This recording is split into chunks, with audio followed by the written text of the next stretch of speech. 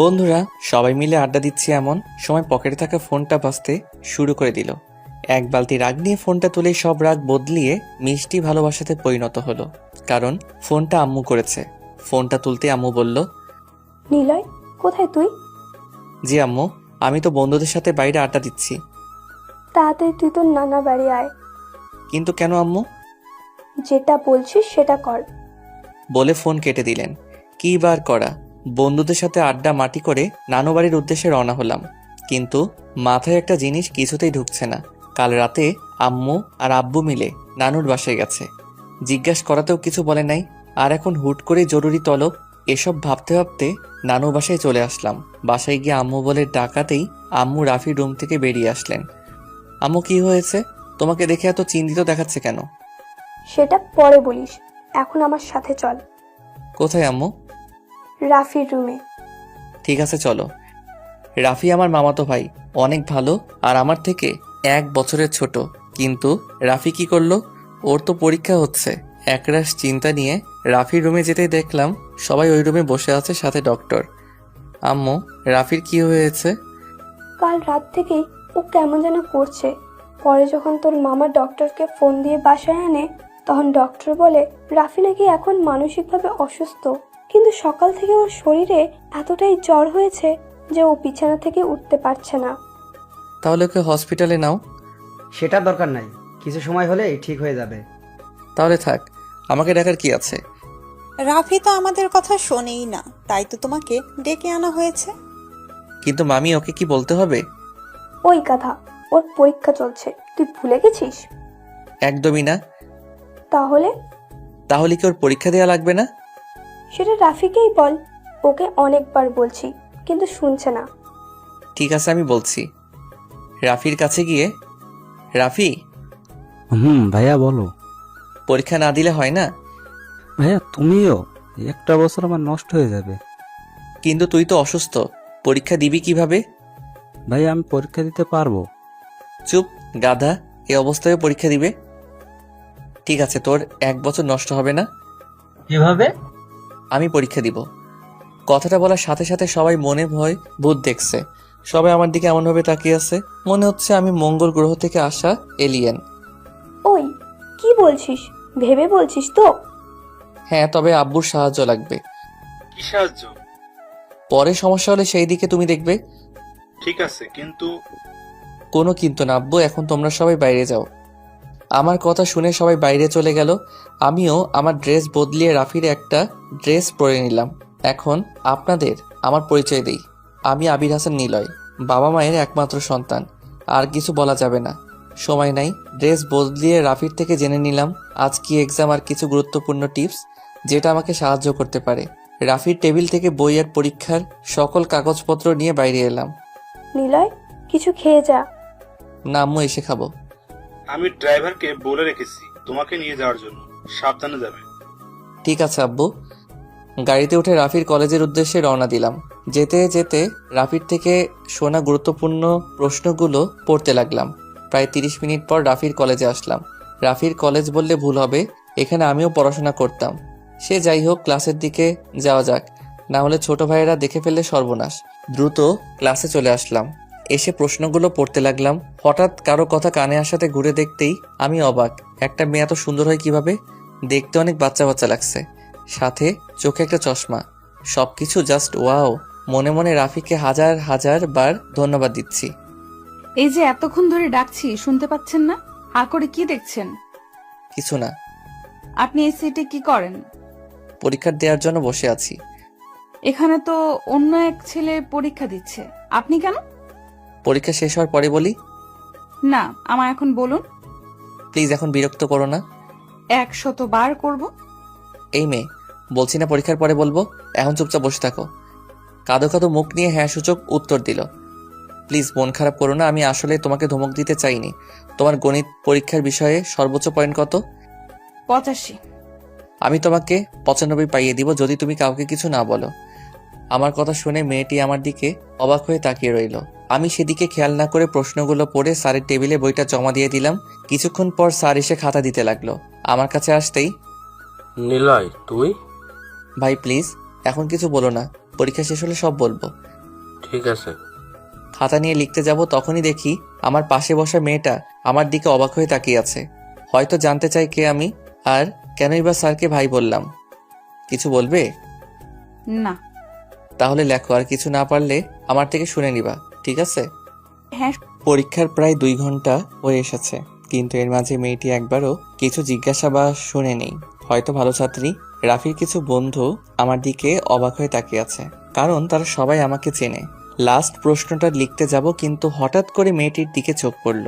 লেখা বাদ দিয়ে মন খারাপ করে বসে আছে। আমি আবার কি করলাম?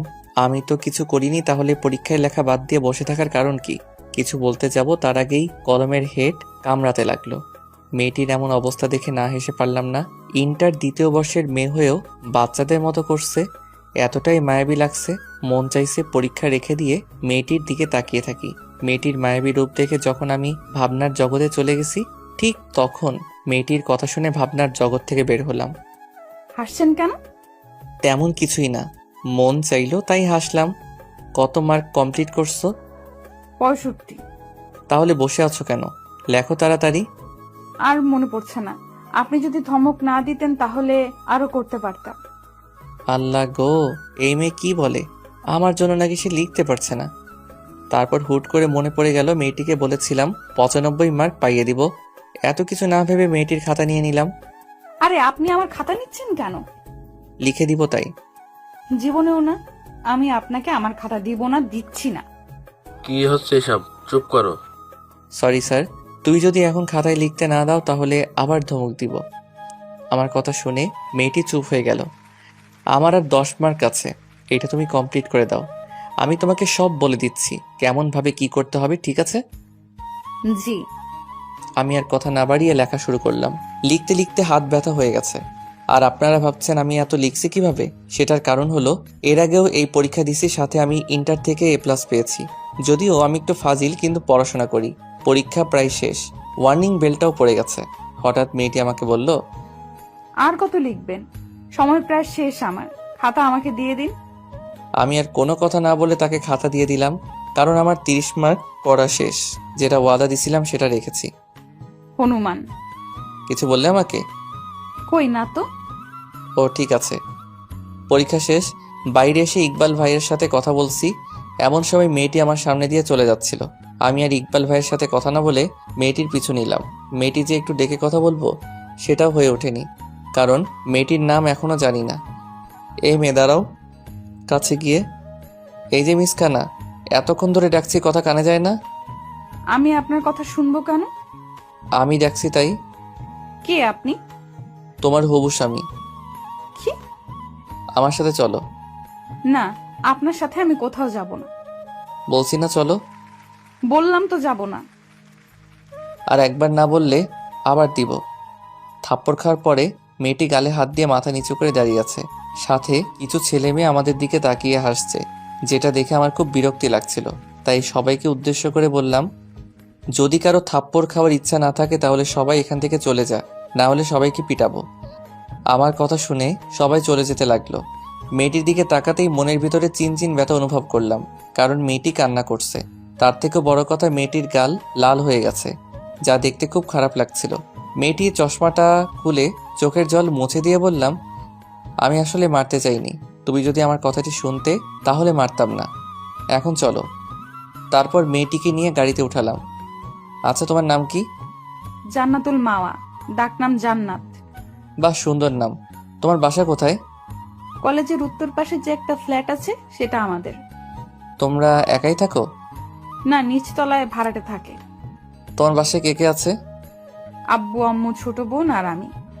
ওয়াও, আমার তাহলে একটা শালিকাও আছে, ভালোই হবে। রাগানোর জন্য বললাম। আমার দিকে একটু তাকিয়ে থেকে কিছু না বলেই মাথা নিচু করে নিল। তাই আমিও আর কিছু বললাম না, আবার যদি মন খারাপ করে সেই ভয়ে। নানু বাসায় আসার পরে, ম্যাডাম নামুন, এসে গেছি। জান্নাত কিছু না বলে নেমে গেল। হয়তো ভাবছে যদি কিছু জিজ্ঞাসা করে আবার যদি মারি, সেই ভয় পেয়ে। ওকে দেখতে কিছুটা ভীতু দেখাচ্ছে, কিন্তু ওর এই মায়াবী রূপ, সাথে মুখে ভয়ের ছায়া, যা আমাকে বারবার ওর মায়ায় জড়িয়ে যেতে সাহায্য করছে। জানি না ওর মধ্যে কি প্রভু কি এমন লুকিয়ে দিছে, কিন্তু আমি খুঁজে পাচ্ছি না। জান্নাত আমার সামনে এসে দাঁড়াতেই বললাম, চলো আমার সাথে। তারপর জান্নাতকে সাথে নিয়ে নানু বাড়ির ভিতরে ঢুকলাম। আমাকে দেখেই রোহান বলল, ভাইয়া এই আপুটাকে? তোর জানতে হবে না, চল আমার সাথে। কোথায় ভাইয়া? রাফির রুমে। ভাইয়াকে তো হাসপাতালে নেওয়া হয়েছে। কেন? আবার অসুস্থ হয়েছিল, তাই ডাক্তার আঙ্কেল হাসপাতালে নিয়ে যেতে বলেছিল, কিন্তু কোন হাসপাতালে নেওয়া হয়েছে আমি জানি না। ঠিক আছে, তুই থাক, আমরা গেলাম বলে জান্নাতকে সাথে নিয়ে গাড়িতে উঠালাম। আম্মুকে ফোন দিয়ে কোনো হাসপাতালে নেওয়া হয়েছে সেটা জেনে আমি নিজেই গাড়ি ড্রাইভ করতে লাগলাম। প্রায় 30 মিনিট পর হসপিটালে পৌঁছে গেলাম। দেখলাম আম্মু, আমি আর মামা বাইরে বসে আছে। আমি তাদের কাছে যেতেই আম্মু জান্নাতকে দেখে বলল, নিলয়, এই মেয়েটা কে? আম্মু ও জান্নাত রাফির সাথে পরীক্ষা দিচ্ছে, আর জান্নাত ইনি হলো আমার আম্মু, সাথে তোমার হবু শাশুড়ি মা। কথাটা শোনার পর জান্নাত অগ্নি দৃষ্টি নিয়ে আমার দিকে তাকালো। সেদিকে আমি না দেখে মামিকে বললাম, রাফির কি অবস্থা? এখন একটু ভালো। ঠিক আছে, তোমরা বাইরে থাকো, আমি আর জান্নাত ভেতর থেকে আসছি। জান্নাতকে সাথে নিয়ে রাফির বেডের কাছে গিয়ে বললাম, একে চেনো ডিয়ার হবু বউ? খবরদার, আমাকে আর হবু বউ বলবেন না, বললে কিন্তু আমি আত্মহত্যা করব। মাথায় হাত দিয়ে, পাগলি নাকি তুমি? সেটা যাই বলেন। হয়েছে, এখন একে দেখো। রাফিকে দেখিয়ে, চিনি, ইনি রাফি যে আমার সাথে। এখন চলো, তোমার বাসা থেকে আবার চিন্তা করবে। জান্নাতকে আর কিছু বলার সুযোগ না দিয়ে বাইরে চলে আসলাম। বাইরে এসে আম্মু, মামি আর মামার সাথে কথা বলে জান্নাতকে নিয়ে গাড়িতে উঠলাম। কিন্তু জান্নাত কেমনভাবে যেন তাকিয়ে আছে, হয়তো কিছু বলতে চাইছে। কিছু বলবে? যদি বকা আর না মারেন তাহলে বলতে পারি। ঠিক আছে বলো, কিছু বলবো না। ওনার কি হয়েছে? একটু মানসিকভাবে অসুস্থ, সেই জন্য ওর পরিবর্তে আমি পরীক্ষা দিচ্ছি, যেন রাফির একটা বছর নষ্ট না হয়। ও, জান্নাতের সাথে কথা বলতে বলতে জান্নাতের বাসার সামনে আসতেই আমাকে থামাতে বলল। আমি একপাশে থামাতেই জান্নাত নেমে বাসায় চলে যেতে লাগলো। কেউ কাউকে সাহায্য করলে ধন্যবাদ বলতে হয় আমি বলি না। বলেই দৌড়ে বাসার ভিতরে চলে গেল। আমি ওর সেখানে না থেকে বাসার উদ্দেশ্যে রওনা দিলাম। বাসে এসে মামাকে ফোন দিয়ে বললাম রাফির সবগুলো পরীক্ষাই আমি দিব। রাফির অবস্থার কথা চিন্তা করে মামাও আর না করলো না। পরীক্ষার রুমে ঢুকতেই দেখতে পেলাম জান্নাত সিটে বসে আছে আর কি যেন আনমনে ভেবে চলেছে। প্রতিটা মানুষের কিছু ভালো লাগার বিষয় থাকে, তার মধ্যে একটা হলো ভালোবাসার মানুষটার দুষ্টু মিষ্টি পাগলামি। এই জন্যই হয়তো রবি ঠাকুর ভেবে বলেছেন আমরা সেটাই মুগ্ধভাবে উপভোগ করি, যেটা আমাদের উপভোগ করার বিষয়। সে যাই হোক, আমি তো আর রবি ঠাকুর না যে তার কথার ব্যাখ্যা দিব। অনেকক্ষণ জান্নাতকে দেখার পরে সিটে গিয়ে বসলাম। আমার বসা দেখে প্রথমে কিছুটা ভয় পেয়েও তেমন কোনো রিয়াক্ট করলো না। কেমন আছো হবু বউ? জান্নাত কিছু না বলে অগ্নিময় দৃষ্টি নিয়ে আমার দিকে তাকালো। ওর চোখের ভাষাটা কিছুটা হলেও আমি বুঝতে পারছিলাম। ওর চোখ দুটো দেখে বোঝা যাচ্ছে আমায় এখন চিবিয়ে খাবে। কি হলো, কথা বলছো না কেন? কি বলবো শুনি? আর আমায় বউ ডাকার আপনি কে? আমাদের কি বিয়ে হয়েছে? কেন বউ, রাগ করছো কেন? এখন না হয় কিছুদিন পরে ঠিকই বিয়ে হবে। অসম্ভব, আমার জান থাকতে আপনাকে আমি বিয়ে করব না। সেটা না হয় সময় বলে দিবে। জান্নাতের সাথে কথা বলতে বলতে স্যার এসে পরীক্ষার প্রশ্ন আর খাতা দিল। পরীক্ষা শেষ করে আমি জান্নাতের জন্য অপেক্ষা করছি। কিছুক্ষণ পরে জান্নাত রুম থেকে বের হলো। জান্নাত, এদিকে চলো। না, যাব না। আর আজ মারলে আমি বাসায় গিয়ে আম্মুকে সব বলে দিব। জান্নাতের কথা শুনে আমি হাসবো নাকি কান্না করবো ভেবে পাচ্ছি না। এত বড় মেয়ে হয়েও 3-4 বছরের মেয়েদের মতো কথাবার্তা। প্লিজ, তোমার সাথে একটা জরুরি কথা আছে। না, আমি যাব না। আপনার জন্য কাল আমি আম্মুর থেকে বকা শুনছি। আশেপাশে তাকিয়ে দেখলাম ছাত্রছাত্রীর সংখ্যা তেমন কোনো নেই। এই সুযোগটাতে মায়াবতী গালে ছোট্ট একটা ভালোবাসার পরও শিখে দিলাম। চুমুটা দেওয়ার পরে জান্নাত আমার কলার ধরে কলেজের একপাশে নিয়ে গেল। তুই আমাকে চুমু দিলি কেন? ওরে মা, এই মেয়েগুলো কি বলে? যে মেয়েকে কেউ ধমক দিলে চুপ হয়ে যায় সেই কিনা রেগে কথা বলছে, সেটাও আবার তুই করে। অবশ্যই এরকম ভাবে কথা বলাটাই স্বাভাবিক, কারণ অপরিচিত কেউ এভাবে চুমু দিলে রাগ করাটাই সাজে। কিন্তু হবু বউটাকে অনেক রূপবতী লাগছে। রাগ করলে জান্নাতকে রাগলে এতটা রূপবতী লাগে না। দেখলে হয়তো জীবনের অনেক বড় একটা জিনিসের অপূর্ণতা রয়ে যেত। জান্নাতকে দেখে মনটা চাইছে জড়িয়ে ধরে একটু আদর করি। কি হলো, হাবলার মতো দাঁড়িয়ে আছিস কেন? তাছাড়া কি করব? ওই হারামি বাদর, কালো বিড়াল, হনুমান, তুই আমাকে চুমু দিলি কেন সেটা বল। তুমি কি এগুলো আমাকে বলছো? তুই ছাড়া এখানে কেই বা আছে? ছি, এইভাবে কি কেউ হবু বরকে বকা দেয়? কে হবু বর? কেন আমি? আর একবার যদি বাজে কথা বলিস তাহলে গলা চেপে ধরে তোকে মেরেই ফেলবো। তোমার লজ্জা করে না এভাবে কাউকে মারতে? শালা লুচু, তোর লজ্জা লাগে না আমাকে চুমু খাস? আমি তো আমার তোর পায়ে পড়ি প্লিজ, আর বউ বলিস না। ঠিক আছে, আজ আর বলবো না। তারপর আর কোনো কথা না বলে জান্নাত চলে গেল। আমিও বাসায় চলে আসলাম। বাসায় এসে দেখে আম্মু বসে আছে। আমাকে দেখে, একটা সত্যি কথা বলবি? আমি কি মিথ্যা কথা বলছি কোনো? ডাহা মিথ্যা কথা, কারণ আমি সত্য বলা থেকে মিথ্যা কথা বেশি বলি। হ্যাঁ, আইছে আমার সত্যবাদী ছেলে। এখন তুই আমাকে সত্যি করে বল, ওই মেয়েটাকে কোন মেয়ে আম্মু? গতকাল যে হসপিটালে নিয়ে এসেছিলি। আসলে আম্মু আমি ওকে বল, তুই ওকে? ভালোবাসি আর বিয়ে করতে চাই। আলহামদুলিল্লাহ, ছেলের আমার পছন্দ আছে। তা কিভাবে কি হলো আমাকে প্রথম থেকে বল। তারপর আম্মুকে প্রথম থেকে শুরু করে সব বললাম। আর আম্মুকে এটাও বললাম যে আমি জান্নাতকে খুব তাড়াতাড়ি বিয়ে করব। কিন্তু জান্নাত যেন এই বিষয়ে না জানতে পারে। পরের দিন পরীক্ষার হলে বসে আছি আর বোরিং হচ্ছি, কারণ জান্নাত এখনো আসেনি। তাই চোখ বন্ধ করে নিচের দিকে তাকিয়ে আছি, কিন্তু হঠাৎ পাশে কাউকে অনুভব করলাম। তাকিয়ে দেখলাম জান্নাত বসে আছে। কিন্তু আজ একটু মন খারাপ লাগছে, যে কেউ আজ জান্নাতকে দেখে বলে দিবে আজ ওর মন খারাপ। জান্নাত, তোমার কি মন খারাপ? কি হলো বলো? আজ জেরি অ্যাক্সিডেন্ট করেছে। জেরিকে? আমাদের বাসার বিড়াল। হ্যাঁ, বিড়াল। কেউ বিড়ালের জন্য নাকি মন খারাপ করে, সেটাও আবার পরীক্ষার হলে। জান্নাত যেভাবে মন খারাপ করে আছে, ওকে দেখে মনে হবে ওর কোনো আত্মীয় ইন্তিকাল করেছে, কিন্তু পাগলিটা এমনভাবে কথা বলছে যেন ওর বেস্ট ফ্রেন্ড। কি হলো, হাসতেছেন কেন? না তেমন কিছু না, এমনি। ও জি। সেদিনের মতো পরীক্ষা শেষ করে বাইরে বের হলাম। কিছুক্ষণ পর জান্নাত বের হলো। ওকে ডাকাতেই মনমরা হয়ে কাছে আসলো। জান্নাত, একটা কথা বলি। বলেন। আমি তোমাকে ভালোবাসি আর তোমাকে বিয়ে করতে চাই। আমি আপনাকে ভালোবাসি না, আর আপনাকে তো আমি জীবনেও বিয়ে করব না। ঢ্যাঙা সার কোথাকার। কি বলে তুমি? আবার বলো। গাধা হনুমান। বলেই হোসাইন বোল্টের মতো দৌড়ে চলে গেল। আমারও ভালো লাগে জান্নাতের এমন পাগলামি। এরই মাঝে 7টা পরীক্ষা শেষ, আর মাত্র 2টা আছে। না জানি পাগলিটা আমার ভালোবাসা বুঝবে কিনা। আর ইদানিং আমিও কেন জানি না জান্নাতের প্রতি অনেকটা দুর্বল হয়ে পড়েছি। ওকে না দেখলে মনে হয় পৃথিবীটা ধমকে গেছে। মনে হয় বন্দুকের বুলেটগুলো আমার হৃৎপিণ্ডকে ছিন্ন ভিন্ন করে দিবে। রাতে খাবার টেবিলে বসে আছি, এমন সময় আব্বু বলল, নিলয়, তোমার আম্মু যা বলেছে সেগুলো কি সত্যি? কি বলছে আব্বু তোমাকে? তোমার বিয়ের কথা। জি আব্বু, কিন্তু তোমার কাছে একটা অনুরোধ আছে, প্লিজ বলো, রাখবে? বলো। আমি যে জান্নাতকে বিয়ে করছি এটা ওকে বলবে না, সেটার জন্য তুমি যা ইচ্ছা করো। কিন্তু নিলয়। আব্বু, আমি কোনো কিন্তু শুনতে চাই না। আর আম্মু, তুমি তো কিছু বলো।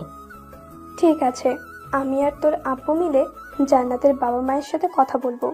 এখন তুই জান্নাতের বাসার ঠিকানা বল। তারপর জান্নাতের বাসার ঠিকানা দিয়ে এসে পড়াশোনা করে ঘুমিয়ে গেলাম। পরের দিন পরীক্ষার জন্য যেতে একটু দেরি হয়ে যায়। হলে গিয়ে দেখলাম জান্নাত সিটে বসে আছে। কি করো? আপনার চোখ নেই? আরে রাগ করছো কেন? জান্নাত, একটা কথা জিজ্ঞেস করি। কি? আমি তোমাকে সত্যি ভালোবাসি, আর আমি তোমাকে বিয়ে করতে চাই। আপনার কি কোনো কথা কানে যায় না? আমি আপনাকে কতবার বলবো আমি আপনাকে ভালোবাসি না, আর আমার প্রাণ থাকতে আমি কোনোদিন আপনাকে বিয়ে করব না। কেন করবে না? তো সাহস কি করে হয় আমাকে স্পর্শ করার, ছোট লোক জানোয়ার? আমি বুঝতেই পারিনি জান্নাত এরকম কোনো কাজ করবে। আশেপাশে তাকিয়ে দেখলাম সবাই আমার দিকে অবাক হয়ে তাকিয়ে আছে। রাফির কিছু বন্ধু যারা আমাকে চেনে, তারা আমার দিকে আসতে চাইলেও হাত দিয়ে বারণ করি যেন তারা না আসে। জান্নাতের চোখের দিকে তাকাতেই বুকের ভিতরে ব্যথা অনুভব করলাম। মনে হচ্ছে কেউ আমার হৃৎপিণ্ডতে আঘাত করেছে, কারণ জান্নাতের চোখ থেকে যখন তখন বৃষ্টি নামতে পারে। জান্নাতের এমন অবস্থা দেখে ওকে রাগান্বিত করার জন্য প্রস্তুত হলাম। যদিও থাপ্পড়টার ব্যথা এখনো করছে, তারপরও ভালোবাসার মানুষকে খুশি করতে লাগলাম। আমি জানি তুমি এখন কান্না করবে, জানি তো তুমি ছিচকাদনে। কে বলেছে তোকে? তোমার চোখ। চোখ কি কথা বলতে পারে? মজা নিস আমার সাথে? আর একবার যদি আমায় রাগাতে আসিস তাহলে তোর খবর আছে। যেভাবে থাপ্পড় মারছো এরপরেও কিছু করবে? সরি। কেন গো বউ? তোকে আমি কিছু করার আগে স্যার এসে হাজির, যার জন্য বেঁচে গেলাম। না হলে হয়তো আবার একটা থাপ্পড় খেতে হতো। বউটাকে শান্তশিষ্ট লাগলেও ঠিক সেরকম না। যেভাবে থাপ্পড় দিচ্ছে আমার বাপের জন্ম মনে হয় এত জোরে থাপ্পড় খাইনি। সেদিনের মতো পরীক্ষা শেষ করে বাসায় চলে আসলাম। ফ্রেশ হয়ে আম্মাকে ডাকলাম। কি রে, মন খারাপ নাকি? না আম্মু। তাহলে কি কিছু বলবি? কিছু বলার ছিল। তাহলে বল। আম্মু, তুমি তো জানো আমি জান্নাতকে কতটুকু ভালোবাসি। হ্যাঁ জানি তো, আমার পাগল ছেলেটা আমার ছেলের বউকে অনেক অনেক ভালোবাসে। কিন্তু আম্মু, জান্নাত আমাকে বুঝতেই চায় না। কেন বুঝতে চায় না সেটার কারণ জিজ্ঞাসা করেছিস কখনো জান্নাতকে? কি জিজ্ঞাসা করব, শুধু থাপ্পড় দেয়। আম্মু তুমি হাসছো কেন? তো নয়তো কি করব? তোর মতো ফাজিল ছেলেকে থাপ্পড় মারে কি কম কথা? আম্মু ঠিক আছে, এখন বল আমাকে কি করতে হবে। কিছু টিপস দাও। তারপর আম্মুর থেকে কিছু টিপস নিয়ে ঘুমিয়ে গেলাম। পরের দিন অর্থাৎ শেষ পরীক্ষা দিতে কলেজে চলে আসলাম।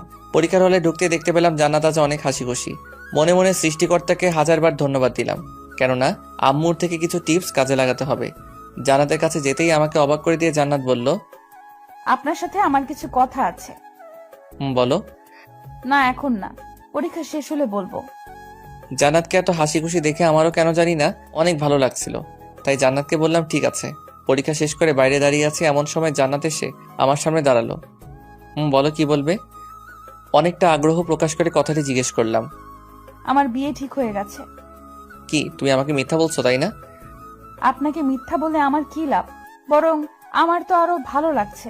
আপনি আমার পিছু নাও বাদ দিবেন, আমাকে আর জ্বালাতে পারবেন না, আমার সাথে আর কথা বলবেন না। এক কথায় আমি এখন অনেক খুশি।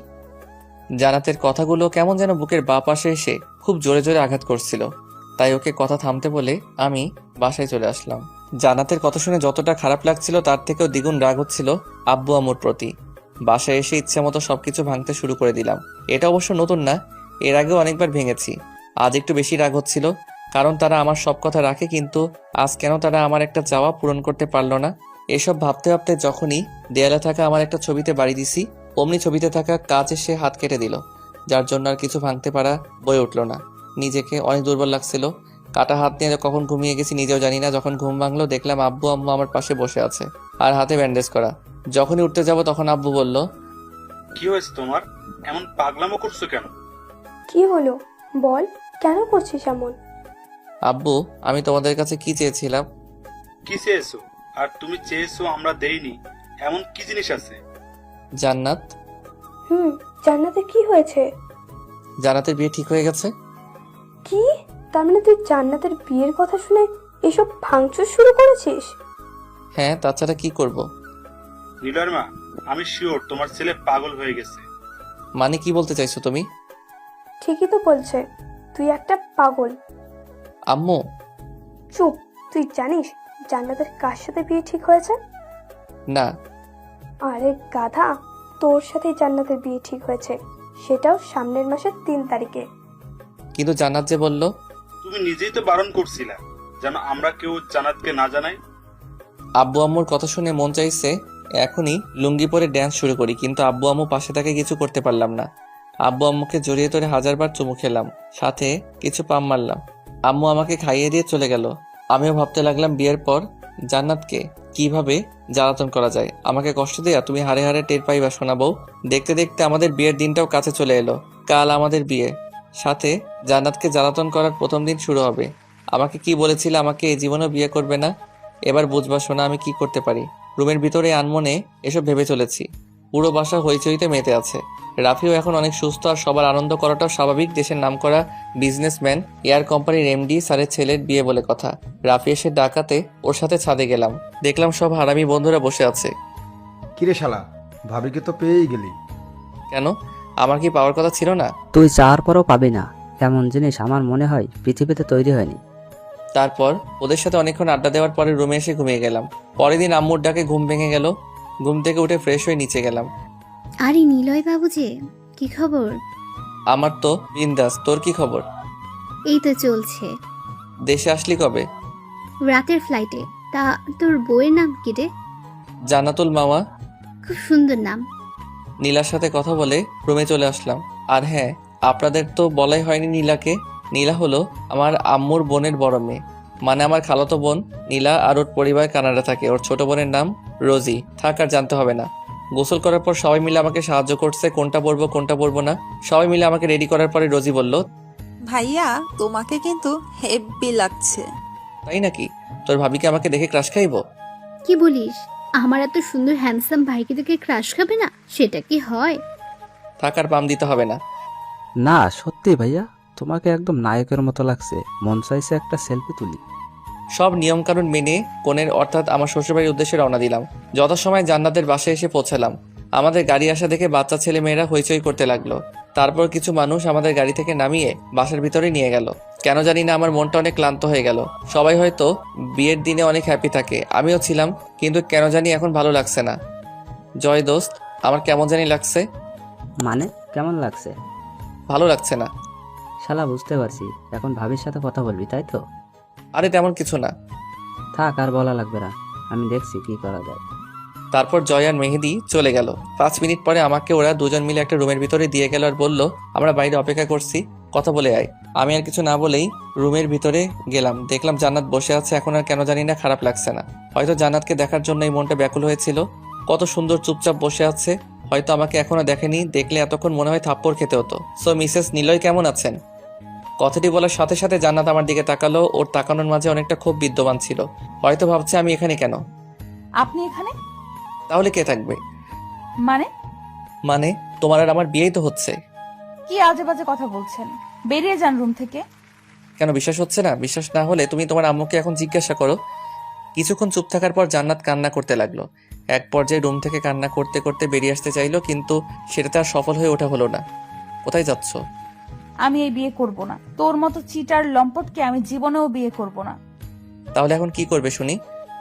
আব্বুকে গিয়ে বলবো আমি এই বিয়ে করতে পারবো না। সব চাইলে কি হয়? তোমার আব্বুর সম্মানের কথা একবারও ভাববে না? আমি জানি তুমি এমনটাই করতে, তাই তো এরকম গেম খেলতে হলো। কারণ তোমার যে জেদ, যার কাছে সবাই কুপকার। কিন্তু শোনাবো, এখন যে তোমার আর কোনো জেদকে সফল করতে পারবে না। নিজের মনে মনে কথাগুলো ভাবছি। এমন সময় জান্নাত আবার কান্নাকাটি শুরু করে দিল, যা আমার কাছে খুবই খারাপ লাগছিল। তাই বন্ধুদের সাথে করে সেখান থেকে চলে আসলাম। কিছুক্ষণ পর কিছু ছেলে ও মেয়েরা জান্নাতকে নিয়ে আসলো, কিন্তু এখন জান্নাতকে বাজে দেখাচ্ছে। চোখের কাজল লেপটে গেছে আর চোখ দুটো লালা হয়ে রয়েছে। মনে হচ্ছে আমাকে দেখার পর থেকে শুধু কান্নাই করেছে। কিন্তু পাগলিটাকে কি করে যে বোঝাবো খুব ভালোবাসি তোমাকে। জান্নাতকে এভাবে দেখে নিজের মধ্যে খারাপ লাগা বিরাজ করতে লাগলো। কোনো ভুল করছি না তো? নিজেই নিজেকে প্রশ্ন করছি, কিন্তু কোনো উত্তর পাচ্ছি না। যথাসময়ে আমাদের বিয়েটা হয়ে গেল। শুনেছি বাসরাত সবার জন্য স্বপ্নের আর রোমান্টিক হয়, কিন্তু আমার জন্য মোটেও তা হচ্ছে না। প্রায় 30 মিনিট ধরে বাসর ঘরে দাঁড়িয়ে আছি, আর ওদিকে বউ আমার বিছানার উপরে বসে কান্না করছে। কান্না করছে তো করছে, যা থামার নামগন্ধ কিচ্ছু নাই। কত শখ ছিল সিনেমার হিরোদের মতো করে বাসার ঘরে ঢুকবো, বউ আমাকে দেখে সালাম করবে, তারপর আমরা গল্প করব, কিন্তু তার হলো না। কেন যে কান্না করছে কিছু বুঝতেই পারছি না। আরো কিছুক্ষণ দাঁড়িয়ে থাকার পরে জান্নাতের কাছে গেলাম। কান্না করছো কেন? কি হলো বলো? খবরদার আমার পাশে বসবি না। অনেকটা রাগ দেখিয়ে কথাটি বলল।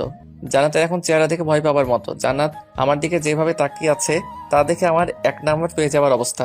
তারপরে বললাম, তুমি এভাবে রাগ করছো কেন? তোকে কি বললাম? একটাও কথা বলবি না। আরে আমি কি করেছি বলবে তো? কি করেছিস মানে? তুই আমাকে জোর করে বিয়ে করলি কেন? জোর করেছি মানে? তুই যদি এইভাবে প্ল্যান না করে আমাকে বিয়ে করতি তাহলে আমি কিছু বলতাম না, কিন্তু তুই আমার সাথে গেম খেলে বিয়ে করেছিস। এটাকে আমি জোর বলবো না তো কি করব? একদমে কথাগুলো বলল। মেয়েটা কথাও বলতে পারে। আমি যে এখন তার স্বামী সেটা হয়তো ও মনে করছে না। তুই তোকারি করে কথা বলছে। তুই জানো না স্বামীকে তুই করে কথা বলতে নাই, বললে স্বামীর অমঙ্গল হয়। কে স্বামী? কেন আমি? আমি তোকে স্বামী হিসেবে মানি না। কিন্তু আমাদের যে বিয়ে হলো সেটা? আমি বিয়েও মানি না। দরকার হলে আমি তোকে ডিভোর্স দিব, তবুও তোকে স্বামী মানা ইম্পসিবল। ঠিক আছে, তোমার আমাকে স্বামী মানতে হবে না। এখন ঘুমিয়ে পড়ো, অনেক রাত হয়েছে। তাহলে তুই বাসাতে কি করিস? জান্নাতের কথা শুনে আমি তো অবাক, কারণ আমি বিছানা ছাড়া কোথায় থাকবো। তারপর জিজ্ঞাসা করলাম, কেন বিছানায় না থেকে কোথায় থাকবো? বিছানায় থাকবি মানে? তোর সাথে আমি এক বিছানায় ঘুমাতে পারবো না। এবার অনেকটা রাগ হয়ে গেল, কারণ আমি বিছানা ছাড়া ঘুমাতে পারি না। মনটা চাইছে ধরে ইচ্ছা মতো থাপড়ায়ে মুখের দাঁত ফেলে দেই, কিন্তু বউ বলে কিছু করতে পারলাম না। পরে যদি আবার কেউ জিজ্ঞাসা করে আমার বউয়ের এই অবস্থা কেমন করে হলো, তাহলে আমি নিজেই অপমানিত হতে হবে। নিজেকে কিছুটা স্বাভাবিক করে জান্নাতের মুখটা আমার দিকে ঘুরিয়ে বললাম, জান্নাত আমি বিছানা ছাড়া ঘুমাতে পারি না। জান্নাতের থেকে থাপ্পড় খেয়ে গালে হাত দিয়ে ওর দিকে করুণ দৃষ্টিতে তাকিয়ে আছি। থাপ্পড় দেওয়ার পরে জান্নাত আবার বলতে শুরু করলো, বিয়ে হয়েছে বলে আমার কাছে স্বামীর অধিকার খাটাতে আসবি না, না হলে ভালো হবে না। জান্নাতকে আর কিছু বললাম না, কারণ মেয়েটা যে ধানি লঙ্কা, কিছু না বলে শুধু থাপ্পড় খেতে হয়। অধিকার খাটাতে গেলে না জানি আমাকে কি করবে, সৃষ্টিকর্তা ভালো জানেন। বন্ধুরা কত করে বলেছিল বিড়ালটা যেন সাবধানে মারি, এখন ওদের কেমন করে যে মুখ দেখাবো। আমায় ক্ষমা করে দিস রে। কি হলো, দাঁড়িয়ে রইলি কেন? সেটা তোমার ভাবতে হবে না। চুপচাপ সোফার উপর ঘুমা। হনুমান, কালো বিড়াল, লুচু, সাদা বদমাস। আল্লাহ গো, আমার তুই লাও।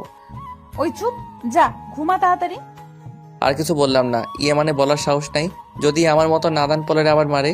আম্মা গো, আমি কাকে বিয়ে করলাম? কথায় কথায় শুধু মারে। এক বালতি দুঃখ নিয়ে ঘুমিয়ে পড়লাম। সকালে অবশ্য আমাকে কেউ ডাকে ঘুম থেকে ওঠাতে লাগে না, আমি নিজে নিজে ঘুম থেকে উঠি। ঘুম থেকে উঠে দেখলাম জান্নাত এখনো শুয়ে আছে, দেখতে একদম বাচ্চাদের মতো লাগবে। জান্নাতকে দেখে কেউ মনেই করবে না গত রাতে কি করতে পারে।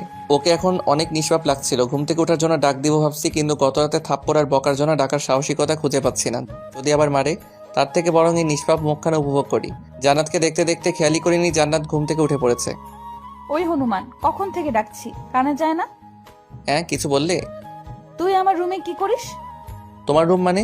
কাল যে আমাদের বিয়ে হলে এত তাড়াতাড়ি ভুলে গেলে? জান্নাত আর কিছু না বলে ফ্রেশ হওয়ার জন্য বাথরুমে চলে গেল।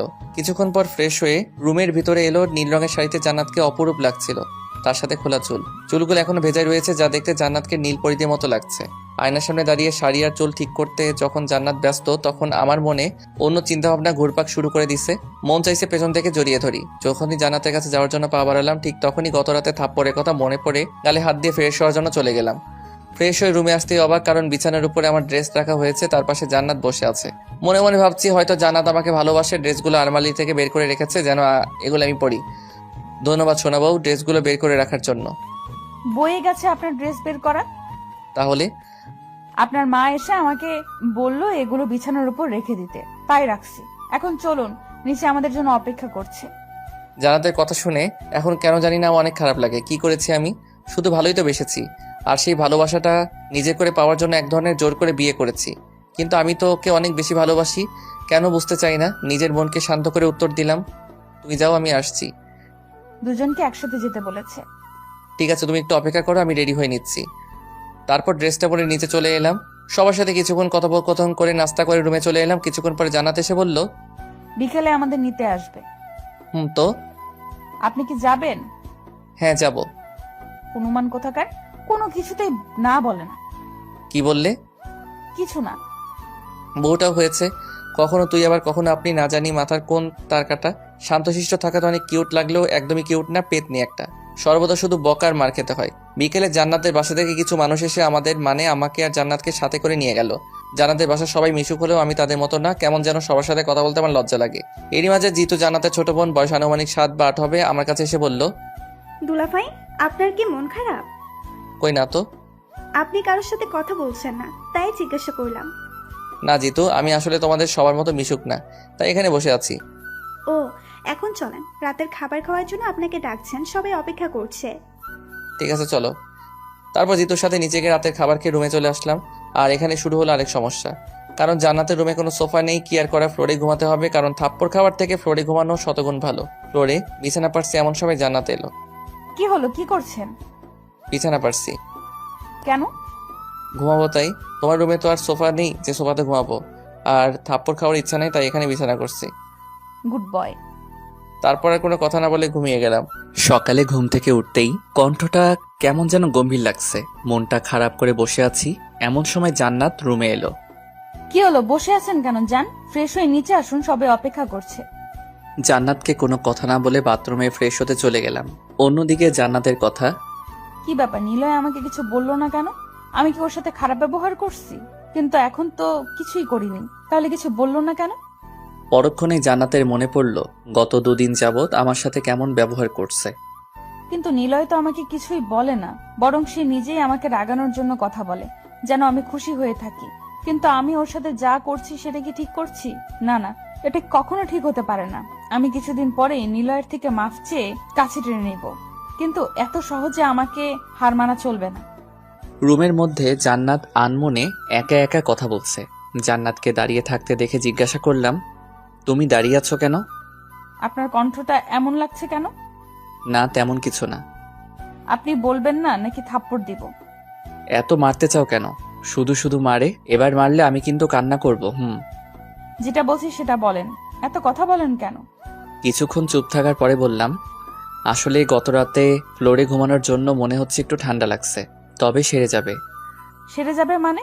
আর আমাকে বলতে পারেননি ফ্লোরে ঘুমালে আপনার সমস্যা হবে? বাসর ঘরেই বলেছিলাম, হয়তো শোনোনি। ঠিক আছে, আপনি বসে থাকেন, আমি খাবার নিয়ে আসছি। বাপ্পা, এত কেয়ার স্বামী হিসেবে মেনে নিলে নাকি এখনই? জি না, আপনি এখন আমাদের বাসায়, তাই আপনার কিছু হলে আপনার আব্বু আম্মু আমাকে ছেড়ে কথা বলবে না, তাই কথাটা বললাম। জান্নাত আর কিছু না বলে রুম থেকে চলে গেল। আমি ড্রেস পরে বিছানায় বসে আছি, তখন আম্মু কল করলো। হ্যাঁ আম্মু, বলো, কেমন আছো?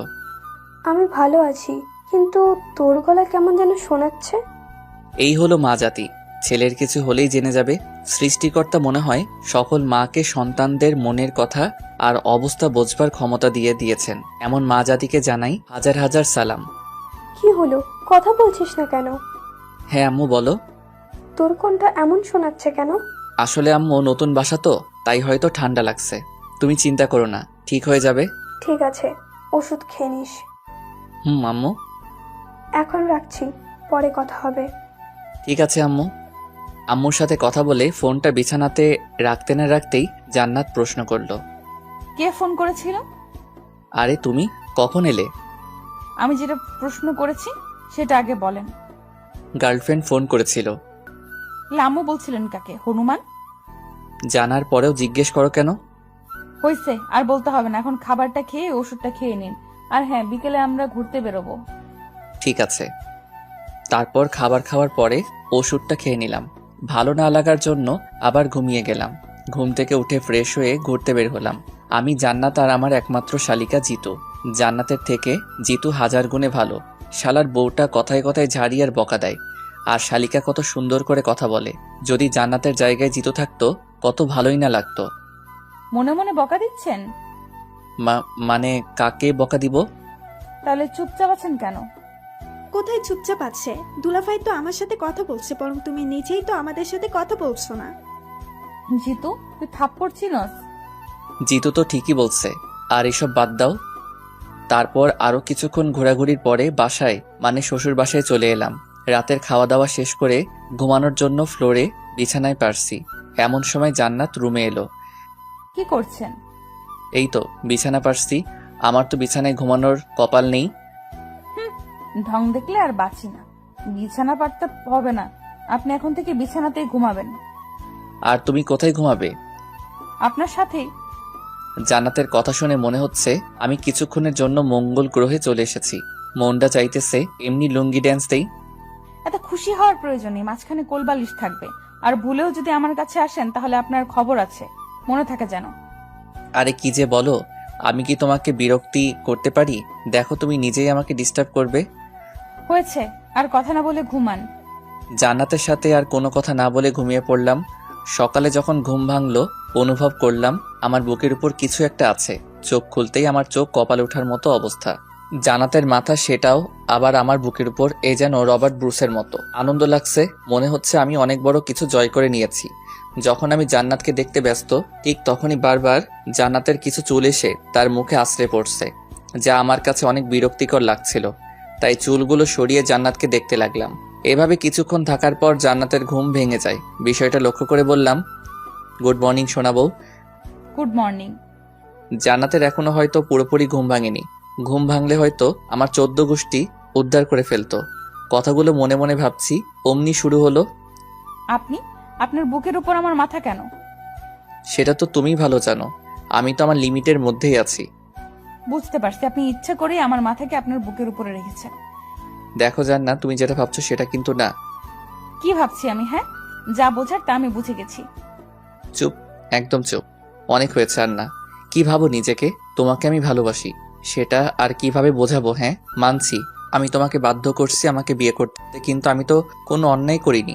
ঠিক আছে, আজকের পর থেকে তোমাকে আর কোনো প্রকার ডিস্টার্ব করব না, তোমাকে কিছু জিজ্ঞাসা করব না। হ্যাপি?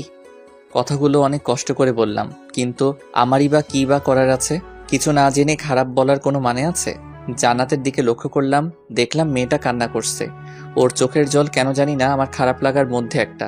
আর কিছু না বলে বিছানা থেকে উঠতে যাব, তখন আমি আসলে অমন ভাবে কিছু বলতে চাইনি। কান্না করতে করতে কথাটি বলল। আমি আর কোনো উত্তর না দিয়ে বাথরুমে চলে গেলাম। ফ্রেশ হয়ে এসে দেখি জান্নাত এখনো কান্না করছে। ফ্রেশ হয়ে নাও। আমার কথাটা শুনে কান্না থামিয়ে বাথরুমে চলে গেল। আজ সারাদিন জান্নাতের সাথে একবারও কথা হয়নি। বলতে গেলে আমি ইচ্ছে করে কথা বলিনি। আর কি বা কথা বলবো?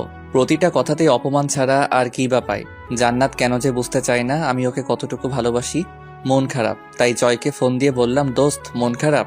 কিন্তু কপাল খারাপ হলে আর যা হয়, যা জীবনে খাইনি সেটা খাইতে বলে, মানে সিগারেট, মদ, নেশা জাতীয় কুখাদ্য। রাতে খাবার টেবিলে বসে আছি, এমন সময় শ্বশুর আব্বা বলল, তা বাবা নিলয়, তোমাকে দেখে মনে হচ্ছে তোমার কিছু একটা হয়েছে। কথাটা শুনে হতভম্ব হয়ে গেলাম, কারণ সকাল থেকেই মনটা খারাপ। জান্নাতের দিকে তাকিয়েও কিছুটা অবাক হলাম। আমাকে যে এ ধরনের প্রশ্ন করা হয়েছে, আর অন্যদিকে সে কিছু বলা রেখে খেয়ে যাচ্ছে। মন চাইছে না খাইয়ে মেরে ফেলি। নিলয়, কিছু হলে আমাদের বলতে পারো। জি মানে? আব্বু, ওনার আজ পেট খারাপ, তাই খেতে পারবে না, তাই হয়তো এরকম করছে। আল্লাহ গো, এই মেয়ে কি বলে এসব? এখন মনে হচ্ছে খাওয়াটাও হবে না।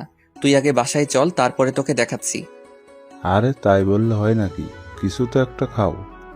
জি আমি খাচ্ছি, প্রচুর ক্ষুধা লাগছে।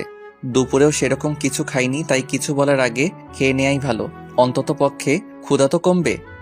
না থাক, আপনার খেতে হবে না, পরে আবার যদি পেট খারাপ হয়। ঠিক আছে। কিছু না বলে রুমে চলে আসলাম। যদি আবার অপমান করে, আর আজকে রাতটা পার করতে পারলে হয়। এই বাসায় আর থাকবো না। কেন যে আসতে চেয়েছিলাম। সব কয়েকটা মাথা মোটার দল নতুন জামাইকে না খাইয়ে রাখে। রুমের ভিতরে জান্নাত আর ওর পরিবারকে একা একা বকা দিতে লাগলাম। খবরদার, আমার পরিবারকে আর একটাও বাজে কথা বলতে পারবেন না। বললে কি করবে শুনি? অনেক কিছু করব। জান্নাতের দিকে এগিয়ে যাচ্ছি, আর জান্নাত আস্তে আস্তে পিছু হাঁটছে। একসময় জান্নাত দেয়ালের সাথে আটকা পড়ে যায়। তখন জান্নাতের দুহাত দেয়ালের সাথে লাগিয়ে বললাম, বলো কি করবে? প্লিজ হাত ছাড়ুন, ব্যথা লাগছে। যদি না ছাড়ি? আমারই ভুল হয়েছে। কি ভুল হয়েছে? স্বামীর অধিকার না কাটিয়ে। তবে এখন আমি আমার ন্যায্য পাওনা বুঝে নিতে চাই। আপনার পায়ে ধরি, প্লিজ আমাকে ছেড়ে দিন, হাতে ব্যথা পাচ্ছি। জান্নাতের চোখের দিকে তাকিয়ে দেখলাম ওর চোখে বৃষ্টি জমে আছে, যা যখন তখন নামতে পারে। আর জান্নাতের অমন চেহারা আমার দেখতে ভালো লাগে না, তাই ছেড়ে দিলাম। জান্নাত আমাকে কোনো কিছু না বলেই বাইরে চলে গেল। কিছুক্ষণ পর রুমে আসলো। তবে এবার জান্নাতের ব্যবহার দেখে অনেক বেশি মুগ্ধ হলাম। কারণটা হলো আমার জন্য খাবার নিয়ে এসেছে। খাবারটা খেয়ে নিন। জি না। কেন, আবার কি হলো? দেখুন, আমি কিন্তু এবার কিছু বলিনি যে সকালের মতো বকা দিবেন। তারপরেও আমি খাবো না। তবে তবে কি? তুমি নিজের হাতে খাইয়ে দিলে খাইতে পারি। ঢং দেখলে বাঁচি না। আপনি কি বাচ্চা যে খাইয়ে দিতে হবে? ঠিক আছে, আমি তাহলে খাবোই না। আরে খাইয়ে দিচ্ছি তো। তাহলে বসে আছো কেন? তারপর জান্নাত আমাকে খাইয়ে দিতে লাগলো। জীবনের আরেকটা চমৎকার জিনিস উপভোগ করলাম। সেটা হলো বউয়ের হাতে খাবার খাওয়া। স্ত্রীর হাতে খাবার খেতে মজাই অন্যরকম। এ যেন আলাদা এক সুখ। এই নিয়ে আর কিছু বলতে পারবো না। যদি একান্ত জানার ইচ্ছা থাকে তাহলে বিয়ে নেন। খাবার খাওয়া শেষ করে ঘুমিয়ে গেলাম।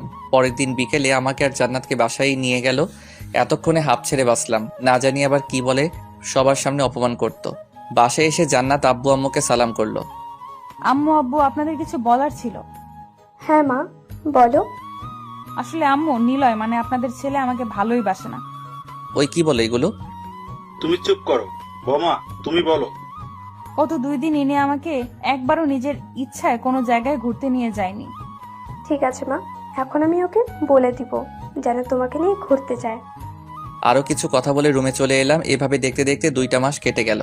কিন্তু এর মাঝে আমার আর জান্নাতের মাঝে কোনো কিছুই হয়ে ওঠেনি। সব কিছুতেই শুধু ঝগড়া আর বকা। আজ জান্নাতের রেজাল্ট দিবে। মনে মনে দোয়া করছি যেন জান্নাত ফেল করে। আপনাকে আম্মু ডাকতেছে। ঠিক আছে চলো। তারপর আমি আর জান্নাত আম্মুর কাছে গেলাম। আম্মু, আব্বু কোথায়? তুই জানিস না তোর আব্বু এই সময় কোথায় থাকে? ও আব্বু তো এই সময় অফিসে থাকেন, কিন্তু তোমাকে দেখে কিছুটা বিচলিত লাগছে। জান্নাতের রেজাল্ট দিচ্ছে। ও এই ব্যাপার, নিশ্চয়ই ফেল করছে। তুমি চিন্তা করো না আম্মু, ওকে দিয়ে কোনো কিছু হবে না। গাধা, জান্নাত 4.95 পেয়েছে। আল্লাহ, আমি এসব কি শুনতেছি? আম্মু গো, তুমি আমারে কি বললা? এই মেয়ে তো এখন আমারে পাগল করে ফেলবে। এমনিতেই মাথার 2 তার কাটা, এখন না জানি আমার কি খাবে। আল্লাহ আমাকে বাঁচাও। কি হলো, কথা বলতেছেন না কেন? আমি রুমে যাব। তুই অপেক্ষা কর, তোর জন্য পুরস্কার আছে। কি পুরস্কার আম্মু? ওই আগের মতো 10 বার। না আম্মু, এটা হয় না, প্লিজ আমাকে মাফ করে দাও। প্রমিস আর কখনো এমন দোয়া বা কথা বলবো না। যেটা করতে বলছিস সেটা কর। কিন্তু কোনো কিন্তু না, তাড়াতাড়ি। কি আর করা, বউয়ের সামনে আমার ইজ্জত খেয়ে দিচ্ছে। আর 10 বার মানে হলো কান ধরে 10 বার উঠবস করা। এটা আসলে ছোটবেলার থেকে শাস্তি পেয়ে আসছি, কিন্তু আজ বউয়ের সামনে। আল্লাহ এই দুজনের বিচার করো। তোমার নাদান বান্দাটারে একা পেয়ে অত্যাচার করছে। শাস্তি শেষ হওয়ার পরে দেখলাম জান্নাত আর আম্মু হাসাহাসি করছে। তাই জান্নাতকে উদ্দেশ্য করে বললাম, তুমি আগে রুমে আসো, তারপর তোমার হাসি বের করছি। বলে রুমে চলে আসলাম। কিছুক্ষণ পর জান্নাত রুমে আসলো, তবে অনেক খুশি হয়ে। জান্নাতকে এমন হাসি খুশি দেখে মন চাইছে ওর নাক ফাটিয়ে দেই। বিছানায় বসে থাকা অবস্থায় জান্নাতকে বললাম, জান্নাত এদিকে আসো। জান্নাত কোনো কিছু না বলে আবার আমার সামনে আসলো। এবার কান ধরো। কি? কি নয় জি। আমি কান ধরতে পারবো না। কি বললে? আমি কান ধরতে পারবো না। এবার ইচ্ছা করে জান্নাতের গলা টিপে ধরলাম। দেখলাম জান্নাত কান্না করছে। পরক্ষণে জান্নাতের গলার দিকে তাকিয়ে দেখলাম কিছুটা লাল হয়ে গেছে। কিন্তু আমি তোকে কষ্ট দিতে চাইনি, আমি তো ওর সাথে শুধু মজা করছিলাম। জান্নাত সোফার উপরে বসে কান্না করছে। এবার নিজেই নিজেকে ধিক্কার দিয়ে বলতে ইচ্ছা করছে, কি করছি আমি? মজা করতে গিয়েও মেয়েটাকে কষ্ট দিলাম। জান্নাত, আমি আসলে তোমাকে কষ্ট দিতে চাইনি, আমি শুধু মজা করতে চাইছিলাম। জান্নাতের সামনে বসে বললাম। জান্নাত প্লিজ কান্না করো না। কি চান আপনি? জান্নাত, তুমি এভাবে কথা বলছো কেন? জান্নাত, আমি আর আপনার সাথে থাকতে পারবো না। থাকতে পারবে না মানে? আপনি আমাকে ডিভোর্স দিবেন। কি বলছো তুমি এসব? আমি ঠিকই বলছি। বলে চোখ মুছতে মুছতে রুমের বাইরে চলে গেল। কি হচ্ছে এসব আমার সাথে? এইটুকুতেই জান্নাত রেগে গেল, কিন্তু আমি তো শুধুই মজা করতে চাইছিলাম। না, মাথা কাজ করছে না। বাজারে চলে আসলাম ঘোরাঘুরি করে। রাত 12টার সময় বাসায় গেলাম। কলিং বেল বাজাতেই আম্মু দরজা খুলে দিল, সাথে শুরু করে দিল, এত রাত অব্দি কোথায় ছিলি? আর তোর ফোন বন্ধ কেন? কি হয়েছে? না কিছু না। কি হয়েছে নিলয়, বল আমাকে। আম্মু কিছু হয়নি, এমনি ভালো লাগছে না। আম্মুকে আর কিছু বলার সুযোগ না দিয়েই রুমে চলে আসলাম। এসে দেখি জান্নাত ঘুমিয়ে আছে। কিছুক্ষণ ওর দিকে তাকিয়ে থাকতে থাকতে কখন যে চোখ দিয়ে জল গড়িয়ে পড়ছে বুঝতেই পারিনি। কেমন যেন মাথাটা ধরে আসছে, মনের ভিতরে বিষণ্ণতা ভরপুর করছে। সোফার উপরে বসে পড়লাম। জান্নাতের কথাগুলো এখনো কানে শুনতে পারছিলাম। ডিভোর্স। জান্নাত আমাকে এতটাই ঘৃণা করে যার কারণে আমাকে ডিভোর্স দিয়ে দিবে। হয়তো আমি ওর জন্য নয়, আমি ওর যোগ্যই না, ঠিকই তো। আমি তোকে বাধ্য করেছি আমাকে বিয়ে করতে। এটা তো জোর করে বিয়ে করা বোঝায়। ঠিক আছে, আমি তোমার জীবন থেকে চলে যাব।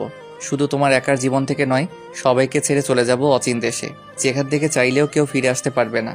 আজকে চোখটাও বাদ মানছে না, সেই কখন থেকে জল পড়েই চলেছে। উঠে দাঁড়িয়ে জান্নাতের মাথার কাছে বসলাম। কেমন নিষ্পাপ চেহারাটা, আর তাকে কিনা আমি কষ্ট দেই। জান্নাতের মাথায় হাত দিয়ে বললাম, জানো জান্নাত, আমি অনেক খারাপ, অনেক পচা। শুধু শুধু তোমাকে কষ্ট দেই। তোমাকে কত কিছু বলতাম, তোমার মাথার তার নাকি কাটা। কথাটা বলেই হেসে দিলাম। আবার বলতে শুরু করলাম, জানো জান্নাত, আমি তোমাকে ছাড়া কখনো থাকতে পারবো না, আর তোমার কথাও ফেলতে পারবো না। জানো, তুমি যখন আমাকে অপমান করতে খুব খারাপ লাগতো, কিন্তু পরক্ষণে যখন মজা করতে তখন সব খারাপ লাগা হারিয়ে গিয়ে ভালোবাসা খুঁজে পেতাম। তোমার কোনো দোষ নেই, সব দোষ আমার। আমি হয়তো তোমার যোগ্য ছিলাম না, হয়তো এখনো না, আর আমার মনে হয় পরবর্তীতেও আমি তোমার যোগ্য হতে পারবো না। এইটুকু বলেই থেমে গেলাম। ভিতরে থেমে কথা বের হচ্ছে না। অনেক কষ্ট লাগছে কথা বলতে, আর পারছি না। জান্নাতের কপালে একটা চুমুকে পাশের রুমে চলে আসলাম, কারণ আমি জানি জান্নাতকে আমি যত দেখব ততই আমি দুর্বল হয়ে পড়ব। মনে মনে ঠিক করলাম 6 মাস পরে আমি জান্নাতকে ডিভোর্স দিয়ে দিব। বিছানায় শরীরটা এলিয়ে দিতেই ঘুমিয়ে পড়লাম। ঘুম ভাঙতেই গেল, চোখ খুলে দেখলাম আম্মু আব্বু আর জান্নাত পাশে দাঁড়িয়ে আছে। জান্নাতের দিকে তাকিয়ে দেখতে পেলাম জান্নাত কান্না করছে। হয়তো গতকালের ঘটনাটা এখনো মনে করে কান্না করছে। আমি কিছু বলতে যাব তার আগে আব্বু বলল, নিলয়, তোমার এমন অবস্থা কি করে হলো? মানে কি হয়েছে আমার? কি হয়েছে মানে? তোর হাতে যে স্যালাইনের সুচ লাগানো, সেটার প্রতি খেয়াল আছে? কি হয়েছে বাবা তোর? প্লিজ আমাদের বল। এতক্ষণ খেয়ালই করিনি আমার হাতে সুচ লাগানো, কিন্তু আমার হঠাৎ এই অবস্থায় আমি নিজে অবাক হচ্ছি। কি হয়েছে আমার? আম্মু, আমার কি হয়েছে? সেটা তো আমরা তোর থেকেই শুনতে চাইছি। মানে কি বলতে চাইছো তুমি? তোর কিসের এত চিন্তা, যার জন্য তোর এই অবস্থা? মানে আজ সকালে যখন জান্নাত আমাদের ডেকে এই রুমে নিয়ে আসলো, তখন তোকে ডাকার পরেও তুই কোনো রেসপন্স দিচ্ছিলি না। তাই ডক্টরকে ফোন দিয়ে আসতে বলে তোর বাবা। ডক্টর এসে বলল তুই নাকি অতিরিক্ত চিন্তা করছিস, তাই তুই নাকি মানসিকভাবে অসুস্থ। এখন বল তোর কি হয়েছে? আম্মু, আমার কিছু হয়নি, তুমি একদম চিন্তা করো না। আর এখন তোমরা যাও, আমি একটু বিশ্রাম করব। আমার কথা শুনে আব্বু আম্মু চলে গেলেও জান্নাত আমার দিকে করুণ আর্তনাদে তাকিয়ে আছে। জান্নাত, আমি আসলে সরি তোমার সাথে জোর করে বিয়ে করার জন্য, কিন্তু আমি তোমাকে সত্যি অনেক বেশি ভালোবাসি। জান্নাত কিছু না বলেই দৌড়ে রুম ত্যাগ করলো। 2 দিন বাসায় থেকে রেস্ট নিলাম, এখন অনেকটা সুস্থ মনে হচ্ছে। নিচে এসে দেখি আব্বু আর জান্নাত বসে আছে। আমাকে দেখে আব্বু বলল, নিলয়, আমি চাই এখন থেকে তুমি আর জান্নাত একই সাথে ভার্সিটি যাবে। মানে আব্বু? মানে জান্নাতকেও তোমার ভার্সিটিতেই ভর্তি করানো হয়েছে। কিন্তু আব্বু, বিয়ের পরেও?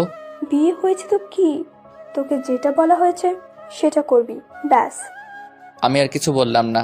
জান্নাত হয়তো নিজেই পড়াশোনা করতে চায়, যেখানে জান্নাতের পুরো ভবিষ্যৎ পড়ে আছে। মনে বলার সাহস পেলেও মুখে বলার সাহস নেই। কেন বলবো আমি? জান্নাত তো আমাকে সহ্যই করতে পারে না, আর সেখানে আমার কিনা কথা তার ভালো লাগবে বলে মনে হয় না।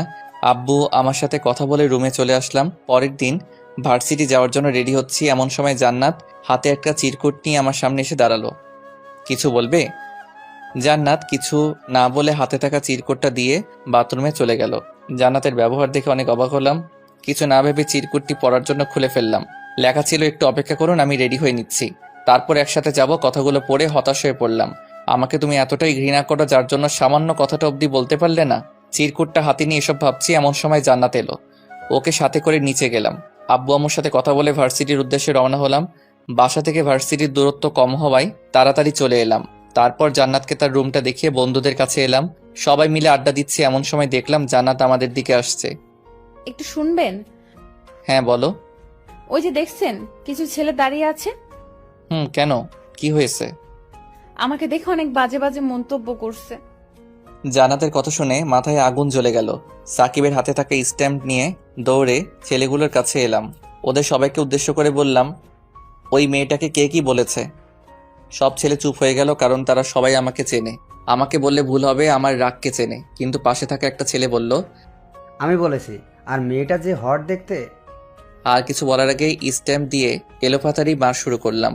মারতে মারতে কখন মাথা ফেটে গেছে বুঝতেই পারিনি। জয়, সাকিব সহ আমাকে থামাতে পারছে না।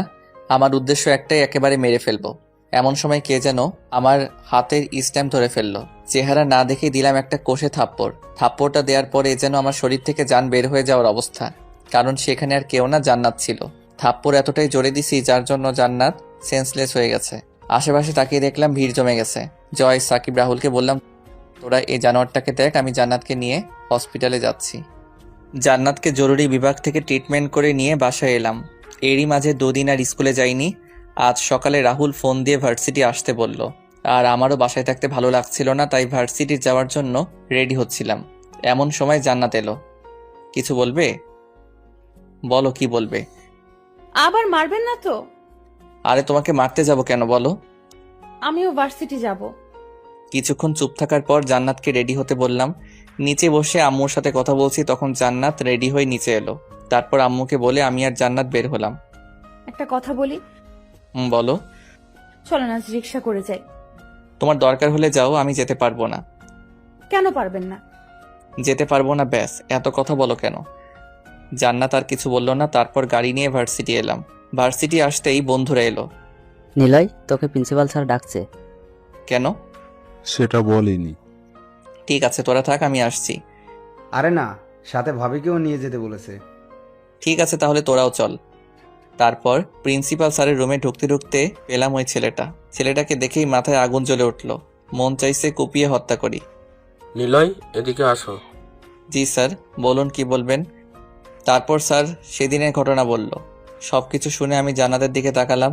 ওকে দেখে মনে হচ্ছে ওই ছেলেটাকে এখনই মেরে ফেলবে। জান্নাতের কানের কাছে গিয়ে বললাম, ছেলেটার কি করব? ভার্সিটি থেকে কি বের করে দিব? হ্যাঁ, যেন কোনো মেয়ে আর এরকম জানোয়ারদের মুখে বাজে মন্তব্য না শুনতে হয়। আমাদের দুজনের কথা বলা দেখে সাকিব চুপ করতে বলল, তাই আর কোনো কথা বললাম না। নিলয়, এখন তুমি কি চাও? স্যার, ছেলেটা আমার স্ত্রীকে বাজে মন্তব্য করেছে, এর জন্য সে উপযুক্ত শাস্তিও পেয়েছে। কিন্তু সেদিন আমি ছিলাম বলে আর কিছু করতে পারিনি। কিন্তু যদি অন্য কোনো দিন অন্য কোনো মেয়েকে বাজে মন্তব্য করে, তাহলে তাদের কি হবে? তাই আমি আর জান্নাত চাই এরকম ছেলেদের আমাদের ভার্সিটি থেকে বের করে দেন। ঠিক আছে, তাই হবে। এখন তোমরা যাও। প্রিন্সিপাল স্যারের রুম থেকে বেরোতেই রিয়ার সাথে দেখা। আরে নিলয়, কেমন আছিস? ভালো, তুই কেমন আছিস? ভালো, চল সবাই মিলে মাঠে গিয়ে আড্ডা দেই। ঠিক আছে, তোরা যা, আমি জান্নাতকে রুমে দিয়ে আসছি। আর শোন, ওই জামরুল গাছটার কাছে গিয়ে বস, তাহলে সুবিধা হবে। সুবিধা মানে? এসে বলছি। তারপর ওদের সাথে কথা না বাড়িয়ে জান্নাতকে ওর রুমে দিয়ে আড্ডা দেওয়ার জন্য চলে গেলাম। এসে দেখলাম সবাই বসে আছে, সাথে কিছু পেতনিও। কি রে শালা, কোথায় থেকে উদয় হইলি? চুপ শালি, তোর লজ্জা করে না এসব বলতে? এ আইসে সাধু, যখন তুই আমাদের বলিস তখন সেগুলো কি হয় শুনি?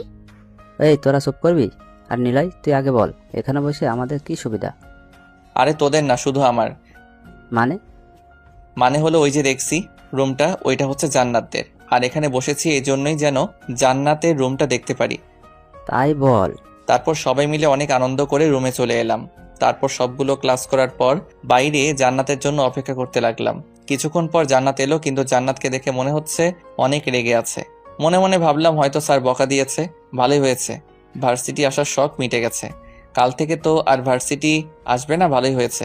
এসব ভাবছি আর মুচকি হাসছি। গাড়ির সামনে এসে জান্নাতকে বললাম, গাড়িতে ওঠো। কি হলো, ওঠো। রিক্সা ছাড়া যাব না।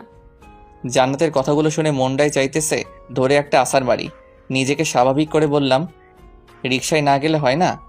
থাক তুই তোর গাড়ি নিয়ে, আমি চললাম। বলেই সামনের দিকে হাঁটা ধরলো।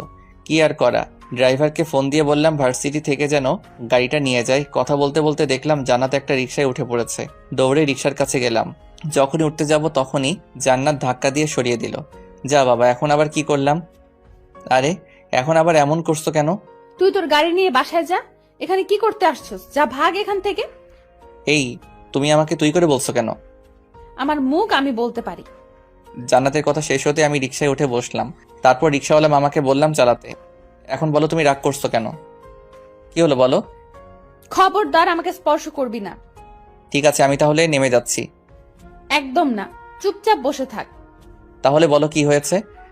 আমার দিকে জান্নাত কিছুক্ষণ তাকিয়ে থাকার পর কান্না করে দিল আর বলতে লাগলো, তুই এমন কেন? হ্যাঁ, কি কথা থাকে ওই মেয়ের প্রতি?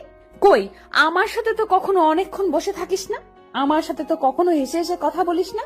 তাহলে ওই মেয়েদের প্রতি তোর কি এমন কথা থাকে যে এত হাসাহাসি করিস? ও এই কথা। আর আমি তো অন্য কিছু ভেবেছিলাম। কি ভেবেছিলেন? কিছু না। তার আগে তুমি বলো, আমি অন্য মেয়ের সাথে কথা বললে তোমার খারাপ লাগে কেন? আমার মানে? আমার না লাগলে কার লাগবে? তার মানে তুমি? হ্যাঁ, আমি তোকে অনেক ভালোবাসি, সেই বিয়ের পর থেকে, কিন্তু বলিনি। যখন আপনি আমাকে মজা করার সময় গলা টিপে ধরেন তখন আমার অনেক কষ্ট হচ্ছিল, তাই ওইসব বাজে কথা বলেছিলাম। কিন্তু আপনি যখন বাসায় আসছিলেন না তখন অনেক কান্না করেছিলাম। রাতে যখন আপনি বললেন আপনি আমাকে ছেড়ে চলে যাবেন তখন যেন আমার অনেক কান্না করতে ইচ্ছে করছিল, কিন্তু করিনি। সেদিন রাতে এক মুহূর্তের জন্য দু চোখের পাতা এক করতে পারিনি। পরের দিন যখন আপনাকে ডাকার জন্য ওই রুমে যাই তখন দেখি আপনি শুয়ে আছেন। অনেক ডাকার পরেও যখন উঠছিলেন না তখন আমি অনেক ভয় পেয়ে গেছিলাম। সেজন্য আম্মু আব্বুকে ডেকে আনি আর আপনার সাথে কথা বলতে চাইনি, কারণ আপনি হঠাৎ আমাকে মারেন, কারণ আপনার অনেক রাগ। আর যখন ওই ছেলেটাকে মারলেন তখন আপনাকে সব সত্যি বলতে চেয়েছিলাম, কিন্তু আপনি উল্টো আমাকে থাপ্পড় দিয়ে হসপিটালে পাঠানোর ব্যবস্থা করেন। আর শোনেন, আমি এসব ডিভোর্স নিতে পারবো না, কিন্তু আপনি যদি আমাকে মারেন তাহলে আমি একদম আমার আব্বুর বাসায় চলে যাব। জান্নাতের কথা শুনে আমি তো রীতিমতো অবাক। কি বলে মেয়েটা? আমাকে কষ্ট দেওয়ার জন্য এসব করেছে? জান্নাতের কথা শুনে চোখ দিয়ে জল গড়িয়ে পড়লেও মুচকি হেসে জান্নাতকে জড়িয়ে ধরলাম। ঠিক আছে পাগলি, আর কখনো তোমাকে কষ্ট বা মারবো না, শুধু আদর করব। মনে থাকে জানো, আর যদি আপনি কখনো কষ্ট দেন তাহলে তোমার খবর আছে। কিন্তু তুমি আমাকে আপনি না তুমি বললে। দুটোই বলছি, এখন থেকে তুমি বলবো। তারপর জান্নাতের সাথে কথা বলতে বলতে বাসায় চলে এলাম। রিকশায় থেকে নেমে বললাম, জান্নাত আমার কাছে তো টাকা নাই। তো আমি কি করব? আমি কি তোমাকে বলেছিলাম রিকশায় উঠতে বলেছিলাম? আমার টাকা আমি দিব আর তোমার টাকা তুমি দিবা। এই না প্লিজ, তুমি দিয়ে দাও, পরে শোধ করে দিব। প্রমিস? হ্যাঁ গো বউ। তারপর জান্নাত টাকা দিয়ে বাসার ভিতরে চলে এলাম। রাতের খাবার খেয়ে ঘুমাতে যাব এমন সময় জান্নাত এলো। আমাকে দেখে বলল, একটা কথা বলি। হ্যাঁ বলো।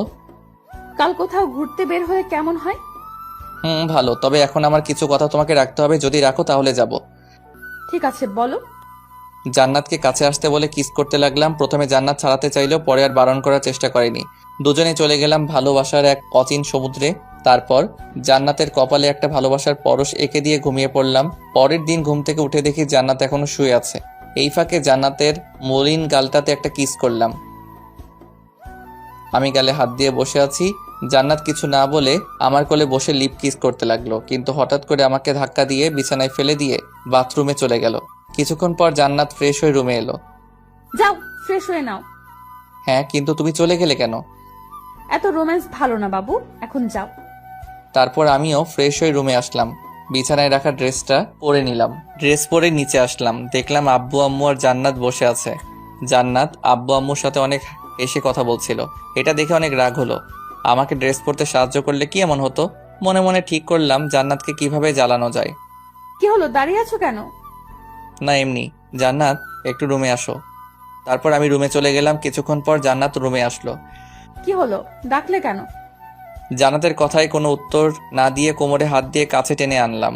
জান্নাত কিছু বলবে তার আগে জান্নাতকে আমার শরীরের আরও কাছে নিলাম। বলা যায় দুজনের শরীর এখন এক শরীরে রূপান্তরিত হয়েছে। আমার এমন কাজ দেখে জান্নাত খুব দ্রুত আরও জোরে জোরে নিঃশ্বাস ফেলতে শুরু করলো। জান্নাতের এমন ভীতু চেহারা দেখতে অনেক মলিন লাগছিল। ঠিক তখন মনে পড়লো জান্নাতকে জ্বালানোর কথা। জান্নাত, তুমি আমাকে কতটুকু ভালোবাসো? অনেক বেশি ভালোবাসি। আমার জন্য কি করতে পারবে? তুমি যা বলবা তাই করব। সত্যি তো? ছেড়ে দিলা কেন? আগে বলো, সব করতে পারবে? গো বাবা, তুমি যা বলবা তাই করব। ঠিক আছে সোনা বউ, এখন 10 বার কান ধরে উঠবস করবে আমার সামনে। কি? তুমি কিন্তু বলেছো আমি যা বলবো তাই করবে। এই না প্লিজ বাবু, আমি এটা করতে পারবো না। স্বামীর কথা না শুনলে যে স্বামীর ক্ষতি হয়। কিন্তু তুমি তো। আমি কি সোনা বলো? আমি কিন্তু কান্না করব। ও বুঝতে পারছি, তুমি তো আমাকে ভালোই বাসো না, আমার কথা কেন শুনবে? কে বললো ভালোবাসি না? ভালোবাসলে তুমি আমার কথা রাখতে। থাক, তোমার কিছু করা লাগবে না, আমি গেলাম। এই না না, তুমি বসো, আমি কান ধরে উঠবস করছি। ওকে সোনা। আমি সোফার উপরে বসতেই জান্নাত কান ধরে উঠবস করতে লাগলো। প্রথম 5 বার ভালো করে করলেও তারপর থেকে ওর উঠা বসায় সমস্যা দেখতে পেলাম। আর তাছাড়াও শাড়ি পরে এ ধরনের কাজ করা অনেকটাই দুর্লভ। মোট 8 বারের মতো হয়েছে। তখন জান্নাতকে থামতে বললাম। তারপর আমার কাছে টেনে বসালাম। প্রথমে বসতে চাইছিল না, পরে জোর করে কোলে বসালাম। বাবু, রাগ করছো? না। ঠিক আছে, আর কখন এসব করতে বলবো না। এখন তো একটু হাসো। জানো আমি তোমাকে এটা করাতাম না, কিন্তু তুমি আব্বু আম্মুর সাথে হেসে হেসে কথা বলছিলা, যা দেখে হিংসা হচ্ছিল, তাই এটা। তার মানে তুমি। বলেই আমার বুকে মারতে লাগলো। মেয়েটার হাতে শক্তিও আছে বটে, প্রতিটা মারেই ব্যথা লাগে। জান্নাতকে বুকের সাথে আরো চেপে ধরলাম যেন মারতে না পারে। দেখতে দেখতে আমাদের বিয়ের 6 মাস চলে গেল। এখন আমি আব্বুর বিজনেস দেখাশোনা করি, আর জান্নাত বাসায় আম্মুর কাজে সাহায্য করে আর আম্মুর সাথে বসে বসে আড্ডা দেয়। অফিসের কাজ শেষ করার পর ড্রয়ার থেকে একটা কন্ট্যাক্ট পেপার নিয়ে বাসায় এলাম। কলিং বেল বাজাতেই জান্নাত এসে দরজা খুলে দিল, কিন্তু আমি কোনো কথা না বলে রুমে চলে এলাম। জান্নাত আমার এমন ব্যবহার দেখে অনেকটা হতভম্ব আর অবাক হওয়ার কথাটাই স্বাভাবিক, কারণ প্রতিদিন বাসায় এসে জান্নাতের সাথে কথা বলি, সেটাও তার প্রশংসা। রুমে এসে গম্ভীর মুখ নিয়ে বিছানায় বসে পড়লাম। জান্নাত তো আমার পিছু পিছু এলো। অফিসে কি কিছু হয়েছে? না। তাহলে এইভাবে বসে আছো কেন? হাতে থাকা কাগজটা ওর দিকে বাড়িয়ে দিলাম। কি এটা? আমাদের ডিভোর্স পেপার। কথাটা শোনার সাথে সাথে জান্নাতের মাথায় যেন আকাশ ভেঙে পড়ল। হাতে থাকা কাগজটা ফ্লোরে পড়ে গেল। জান্নাতের দিকে তাকিয়ে দেখলাম আমার দিকে করুণ চাহনিতে তাকিয়ে আছে। আমি সাইন করে দিছি, এখন তুমি করলেই হবে। জান্নাত এবার কেঁদে দিল, আর এত জোরে জোরে কান্না শুরু করলো যে নিচ থেকে আম্মু আমাদের রুমে এসে পড়ল। কি হলো মা, কান্না করছিস কেন? আম্মু তোমার ছেলে আমাকে ডিভোর্স দিবে। মানে কি বলছিস এসব? বিশ্বাস না হলে নিলয়ের থেকে শোনো। নিলয়, জান্নাত এসব কি বলছে? আম্মু, জান্নাত একদম মিথ্যা কথা বলছে। আমি মিথ্যা বলছি তাই না? তাহলে এই কাগজটা কিসের? দেখি, আমাকে দেখতে দে। আম্মুর কাগজটা পড়ে হেসে দিল, সাথে আমাকে বলল, গাধা, তোর বুদ্ধি আছে দেখছি। এটা শুনে জান্নাতের চোখ তো লাল বর্ণ ধারণ করলো। তার মানে আম্মু তুমিও তোমার ছেলের পক্ষ নিয়ে কথা বলছো? না রে মা, নিলয় তো। আম্মু, তুমি এখন যাও। আম্মু চলে গেল। এখন তুমি কাগজটা পড়ো। কাগজটা পড়ে হেসে দিল, কারণ কাগজটায় লেখা ছিল, যদি আমাদের মধ্যে কখনো ঝগড়া হয় তাহলে সেটা রাতের মধ্যেই ক্লিয়ার হয়ে যাবে, আর যদি কখনো বিচ্ছেদের কথা ওঠে তাহলে আমাদের মধ্যে যতদিন না অবধি 50টা সন্তান না হয় ততদিন আমাদের বিচ্ছেদ হবে না। তারপর জান্নাত কন্ট্রাক্ট পেপারে সাইন করে দিয়ে আমার বুকে মুখ লুকিয়ে কান্না করতে লাগলো। আরে পাগলি, কান্না করছো কেন? আমি অনেক ভয় পেয়ে গেছিলাম। তুমি এখন প্রমিস করো এমন ভয় আর কখনো দেখাবে না। ঠিক আছে, এই কান ধরে বলছি, এমন কাজ আর দ্বিতীয়বার আর কখনো করব না। হনুমান বর আমার। পাগলি। তারপর রাতের খাবার শেষ করে রুমে চলে এলাম। কিছুক্ষণ পর মহারানীর আগমন হলো, মানে জান্নাত এলো। আচ্ছা শোনো না। কি বলো? চলো আজ ছাদে গিয়ে রাতের আকাশটাকে উপভোগ করি, অনেক ভালো লাগবে। ঠিক আছে চলো।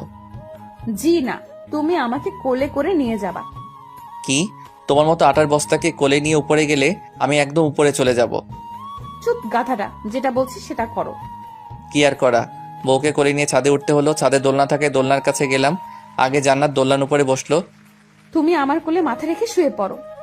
না থাক, এত ভালোবাসা দেখাতে হবে না, পুরো মাজাটাই ব্যথা হয়ে গেছে। ঠিক আছে, তাহলে আমি রুমে চলে গেলাম।